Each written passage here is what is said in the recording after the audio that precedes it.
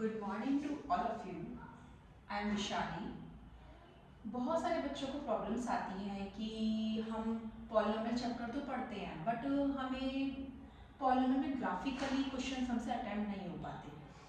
तो उसके लिए मैंने कुछ क्वेश्चंस यहाँ पर ये है कि बच्चों को ग्राफिकली समझाने की कोशिश करी है। जैसे बच्चों को होता है कि हमें हमारी इक्वेशन होती है, भाई पॉलिनोमियल ग्राफ है, तो क्वाड्रिक पॉलिनोमियल की इक्वेशन क्या होती है, ax की power 2 plus bx plus c is equals to 0 होती है। तो इसमें अननोन वेरिएबल्स आते हैं a b c, तो उनकी वैल्यूज फाइंड आउट बच्चे नहीं कर पाते हैं। तो इसके लिए मैंने कुछ क्वेश्चंस लिए हैं जिससे बच्चों को शायद समझ में आ सके। तो प्लीज़ मेरे साथ फॉलो करें कि मैं क्या समझाना चाह रही हूँ, और प्लीज़ कमेंट ज़रूर करें कि मैंने कैसा समझाया, ठीक है। तो ए बी सी की वैल्यूज फाइंड आउट करेंगे। सबसे पहले हमें ग्राफिकली ये देखना है कि ये ग्राफ्स हैं, ये 4 टाइप के ग्राफ्स मैंने बनाए हुए हैं बोर्ड पर, आप देख पा रहे हो। तो सीधे सीधे हैं, हमें 3 वैल्यूज फाइंड आउट करनी है, A B and C. Okay, अब जैसे ये ग्राफ हमारा क्या है, अपवर्ड है, this is a upward parabola, it's called a upward parabola. तो आपको सीरियसली कुछ भी नहीं करना है, कुछ भी नहीं करना। अगर ये ऊपर है, ए और सी की वैल्यू डायरेक्ट हम लिख सकते हैं, ठीक है।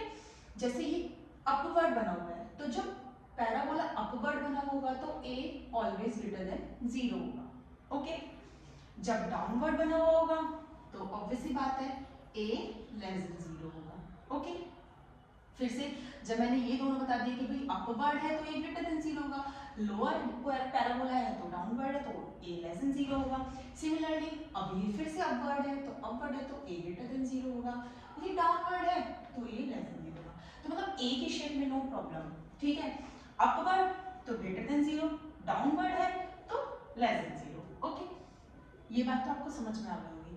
उसके बाद आती है कौन सी, सी की बात आती है, ठीक है। हम अब सी देखते हैं। सी के लिए सीधा सीधा होता है, सी हमारा जो होता है वो वाई इंटरसेप्ट बोला जाता है।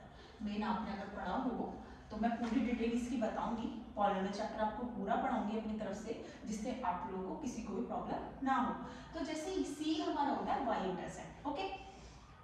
तो फिर सी वाई इंटरसेप्ट होता है, तो इसका मतलब हमें ये देखना होगा कि हमारा जो पैराबोला मतलब जो ग्राफ बन रहा है वो वाई पर कहाँ कट कर रहा है। क्यों भाई, हमारा ग्राफ होता है ऊपर होता है तो ये पॉजिटिव वाई एक्सिस होता है, नीचे होता है तो नेगेटिव वाई एक्सिस कंसीडर होता है। अगर कोई भी चीज नीचे कट करी जाती है तो वो नेगेटिव वैल्यू देती है, मान लें जैसे माइनस का 2 है या माइनस का 1 है, तो अगर ये कोई चीज यहाँ पे हमारे कट कर रही है तो ये वाई की वैल्यू -2 होगी, ऑब्वियस सी बात है, ठीक है। तो सिमिलरली हम देखेंगे हमारा अपवर्ड पैराबोला, तो वाई एक्सिस को ये कहाँ पर कट कर रहा है, कहाँ कट कर रहा है, देखो नीचे की तरफ कट कर रहा है, यहाँ कट कर रहा है ना, कट कर रहा है। तो फिर हमारा अगर नीचे की तरफ कट कर रहा है तो सी क्या होगा, लेस देन 0 होगा, क्योंकि नेगेटिव वाई एक्सिस पर उसने कट किया है। तो सी होता है वाई इंटरसेप्ट, अभी मैंने आपको बताया वाई इंटरसेप्ट है तो लेस देन 0 होगा। ओके, नेक्स्ट ये कहाँ कट कर रहा है, ऊपर कट कर रहा है, तो फिर सी ग्रेटर देन 0 होगा। अब देखो, अब यहाँ पर पैराबोला आप कहोगे कि हाँ तो ये आ रहा है, वर्टेक्स तो यहाँ पर आ रहा है, तो हमें वर्टेक्स नहीं देखना है, हमें देखना है कि वाई पर वो ऊपर कट कर रहा है कि नीचे कट कर रहा है। तो अब आप देखो ऊपर वो ऊपर कट कर रहा है यहाँ पे, तो फिर सी क्या होगा, ग्रेटर देन 0 होगा। सिमिलरली ये पैराबोला नीचे कट कर रहा है तो नीचे कट कर रहा है तो फिर सी क्या होगा, लेस देन 0 होगा। इतनी बात समझ में आ गई। फिर आगे चलते हैं। अब बचा main B part. B part में सभी को प्रॉब्लम होती है बच्चों को, बच्चे समझ ही नहीं पाते कि भाई हम बी की वैल्यू क्या निकालें, ग्रेटर होगी लेस होगी।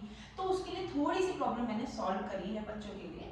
तो सबसे पहले हमें वर्टेक्स पता होना चाहिए। पैराबोला का वर्टेक्स होता है इसका सेंटर, देखो ये जहाँ पर ये इसकी ये जब कर्व करता है ना, ये इसका वर्टेक्स होता है। ओके, तो उसकी वैल्यू जो होती है वो थोड़ा सा आपको लर्न करनी पड़ेगी, b/4a माइनस का d/4a।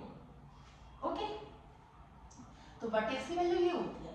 अब आप एक बार बताइए, अब हमें ये चीज ये देखनी है कि ये जो नीचे है, अब जैसे ये वैल्यू है, ठीक है, अब हमें इसको ये देखना है कि ये कहाँ पर आ रही है। जैसे हम इसकी बात करते हैं, हम इसकी क्लियरली हमें ये वाला लेना है, ठीक है, हम ये ले लेते हैं, ये वाला सबसे पहले हम इस वाले ग्राफ को समझते हैं। ओके, तो अब आप ये देखिए कि ये जो है यहाँ पर आ रहा है, आपके 4 क्वाड्रेंट्स होते हैं, आपने पढ़ा होगा कि भाई हमारे 4 क्वाड्रेंट्स होते हैं। तो फर्स्ट क्वाड्रेंट पॉजिटिव पॉजिटिव होता है, सेकंड नेगेटिव पॉजिटिव होता है, थर्ड नेगेटिव नेगेटिव होता है, एंड देन फोर्थ क्या होता है, पॉजिटिव नेगेटिव होता है। ओके, पॉजिटिव नेगेटिव होता है। अब आपको क्या करना है, तो अब इसका वर्टेक्स कहाँ लाई कर रहा है, ये कर रहा है फोर्थ क्वाड्रेंट पे। दिख रहा है आपको, ये कौन सा क्वाड्रेंट है, तो फोर्थ क्वाड्रेंट है। फोर्थ क्वाड्रेंट में क्या कर रहा है, ये हमारा इसका वर्टेक्स लाई कर रहा है। तो इसका मतलब पहला वाला पॉजिटिव होना चाहिए, सेकंड वाला नेगेटिव होना चाहिए। भाई जो होता है हमारे पास वो पॉजिटिव नेगेटिव ही तो होता है, तो इसका मतलब ये पॉजिटिव होना चाहिए, नेगेटिव होना चाहिए। अब इसको हमें पॉजिटिव बनाना, जैसे मैं इसको टारगेट कर लेती हूँ, माइनस का b/4a मैंने ले लिया। अब मुझे क्या करना है, इसको पॉजिटिव बनाना है। ओके, पॉजिटिव बनाना है। तो अब आप देखो मेरे पास यहाँ पे a ग्रेटर देन 0 है, तो a की वैल्यू पॉजिटिव है, तो मैं a की वैल्यू जैसे मैंने 4 भी रख ली या 1 रख ली, 1 भी पॉजिटिव होती है, ठीक है, 1 होती है पॉजिटिव। तो मुझे b को ऐसे अब क्या वैल्यू देनी पड़ेगी कि ये मेरा होल जो है वो पॉजिटिव बन जाए। भाई मैंने a को वैल्यू 1 दे दी, मान लिया मैंने a को 1 वैल्यू दे दी, तो माइनस का 1/4 हो जाएगा। अब b को मुझे ऐसी वैल्यू देनी है कि मेरा होल पॉजिटिव बन जाए, तो इसका मतलब b को कुछ नेगेटिव पुट करना पड़ेगा, कुछ नेगेटिव तो पुट करना पड़ेगा। आप देखो b को अगर मैं -2 पुट कर लेती हूँ अपने पास से, -2 क्या हो जाएगा भाई, -2 क्या हो जाएगा, +2, तो +2/4, तो मतलब क्या हो गया, ये हमारा पॉजिटिव हो गया। और जब पॉजिटिव हो गया तो ये पॉजिटिव बन गया, तो इसका मतलब b की वैल्यू हमें क्या चाहिए होगी, <0। प्रॉब्लम सॉल्व, ठीक है। अब जैसे ये वाला भी देख लेते हैं ग्राफ, ये इजी ग्राफ्स होते हैं जिनकी वैल्यू हम फाइंड आउट कर सकते हैं। अब जैसे ये वाला है, अब ये भी पहले हम अपने पास से क्या लिख लेंगे, इनके वर्टेक्स लिख लेंगे, ठीक है। फिर से अब ये कौन सा क्वाड्रेंट है, ये हमारा सेकंड क्वाड्रेंट है कि नहीं, सेकंड क्वाड्रेंट। सेकंड क्वाड्रेंट में मैंने अभी आपको बताया था, सेकंड क्वाड्रेंट में क्या, वो सॉरी सेकंड नहीं है, सॉरी फर्स्ट क्वाड्रेंट है, तो फर्स्ट क्वाड्रेंट है। अब फर्स्ट क्वाड्रेंट में क्या होता है, पॉजिटिव पॉजिटिव होता है पॉजिटिव पॉजिटिव, तो इसका मतलब ये भी पॉजिटिव होना चाहिए, ये भी पॉजिटिव होना चाहिए। तो मैं पहला ही टारगेट ले लेती हूँ, फिर से वही वाला माइनस का b/4 ले लेती हूँ, ये पॉजिटिव होना चाहिए। अब हमने क्या किया, a को <0 कंसीडर किया है ना। अब जब a को लेस देन, तो फिर a को <0 कुछ भी वैल्यू रखो, -2 ले लेते हैं, ठीक है, <0 -2 ले लिया हमने, तो माइनस का b/4 और माइनस का 2, तो दैट मींस क्या होगा, -b/-8, माइनस से माइनस कट हो गया, तो ये तो b/8 सीधे सीधे आ गया, सीधे सीधे साइन कट हो गया। तो इसका मतलब अब b पॉजिटिव ही लेना है। भाई हमें क्या है, हमें इस वैल्यू को पॉजिटिव ही तो बनाना है, क्योंकि फर्स्ट क्वाड्रेंट में पॉजिटिव पॉजिटिव होते हैं, तो मुझे फर्स्ट बनाना है। अब पॉजिटिव वैल्यू बनाने के लिए तो b को तो खुद पॉजिटिव ही लेना पड़ेगा, जब भी तो होल पॉजिटिव ही बनेगा, तो b पॉजिटिव, बस सिंपल सी बात है, आपको कोई प्रॉब्लम नहीं होगी। और ग्राफ्स जो आएंगे वो ऑब्वियसली इसी टाइप के आएंगे, इस टाइप में शायद वो बी आपसे नहीं पूछेगा, आपसे इन्हीं ग्राफ्स में पूछेगा जहां पर वर्टेक्स किसी क्वाड्रेंट में लाई कर रहे होंगे। आई होप आपको समझ में आया होगा। Thank you very much, like and subscribe.